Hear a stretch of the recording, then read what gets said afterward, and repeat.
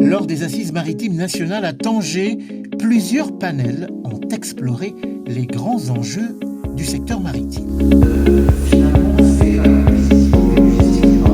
Les panélistes ont partagé leur ressenti sur les débats auxquels ils ont participé entre flotte nationale, gouvernance, logistique, innovation et durabilité.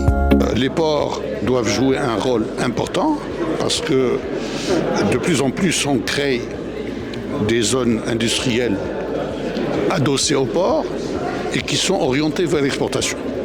On a réussi l'exemple de l'écosystème voiture, automobile et l'aéronautique. Il n'y a pas de raison qu'on ne puisse pas réussir de la même manière dans d'autres secteurs d'activité, dans d'autres écosystèmes à plus haute valeur ajoutée. Deuxième chose, la simplification des procédures.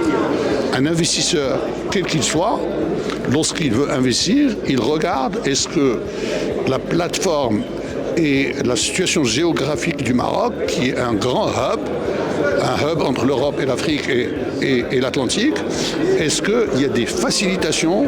Est-ce que les marchandises, une fois importées ou exportées, passent par le port assez rapidement et qu'on peut livrer en temps réel? Alors, à part ça, il y a aussi la décarbonation. Et la décarbonation, c'est quelque chose qui, demain, devient de plus en plus un impératif parce qu'on ne peut plus exporter si nos produits et toutes les prestations de services de l'export ne sont pas décarbonés.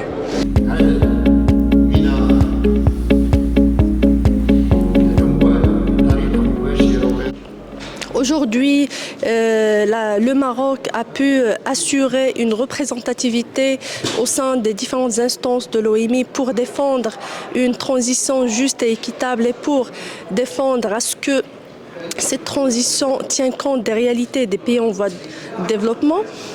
Une task force nationale aujourd'hui de décarbonation du transport maritime a été instaurée sous l'égide du ministère du Transport et de la Logistique dans un objectif de créer un cadre de concertation entre institutions et départements pour permettre de défendre les intérêts du Maroc et pour permettre de sauvegarder notre compétitivité, c'est-à-dire la compétitivité de l'écosystème maritime et portuaire, pour tout ce qui est volet sécurité et sûreté de la navigation maritime cette fois-ci.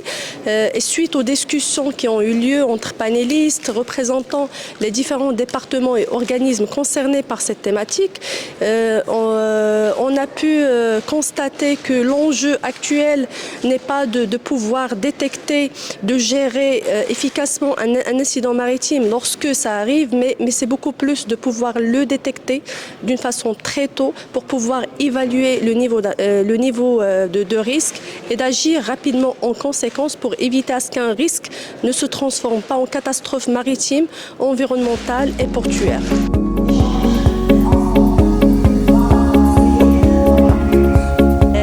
Vous savez, les ports jouent un rôle incontournable dans la logistique maritime et portuaire. Ils constituent l'interface entre la mer et la terre. Et l'idée aujourd'hui, notre conviction au niveau de l'ANP, c'est que les ports ne sont plus des points de passage uniquement, mais également de vrais leviers au service de la compétitivité nationale. Ils permettent de sécuriser que ce soit les exportations ou bien les importations, et avec également tout l'impact socio-économique que nos ports créent autour des plateformes portuaires. Donc aujourd'hui, on avait l'occasion de discuter plusieurs sujets, que ce soit la performance portuaire, les zones et les ports secs, la digitalisation, la décarbonation, le développement durable, etc. Et je trouve que les discussions étaient très, très intéressantes. Et voilà, je souhaite encore une fois plein succès à cette édition, mais également aux prochaines éditions, Inch'Allah.